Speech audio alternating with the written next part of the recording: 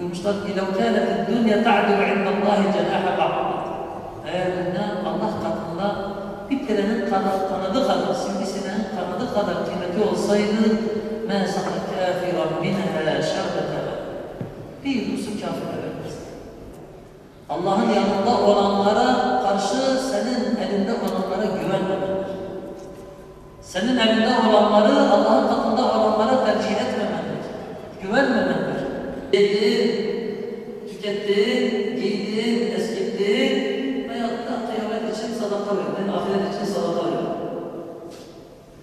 Cenab-ı Allah bizi bu dünya hayatında ahireti unutanlardan eylemesin.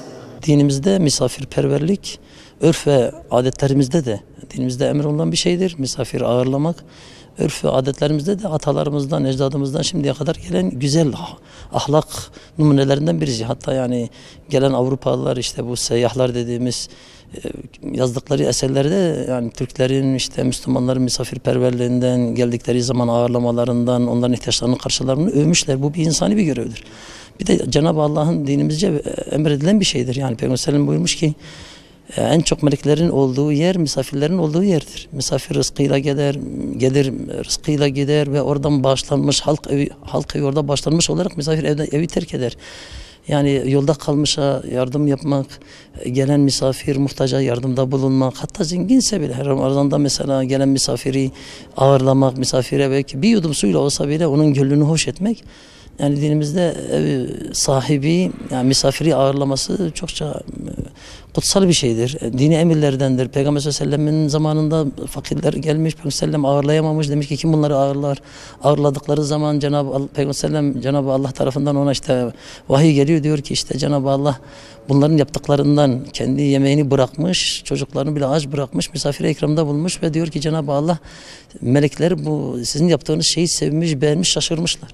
Yani dinimizce misafiri kabul etmek, misafiri ağırlanmak tavsiye edilen bir şeydir. Yani misafirin olduğu yerde melekler vardır, rahmet vardır, bereket vardır. Yarın öbür gün mahkemede sayıları artar. Yani ufak bir şeyde anlaşmazlıkta ki zaten hani şeytan nefis dürter, yani bunu niye getirdi şey, ama bunun bir ölçüsü olması lazım. Tabii gayri İslami bir şekilde misafir evle alınmaması lazım.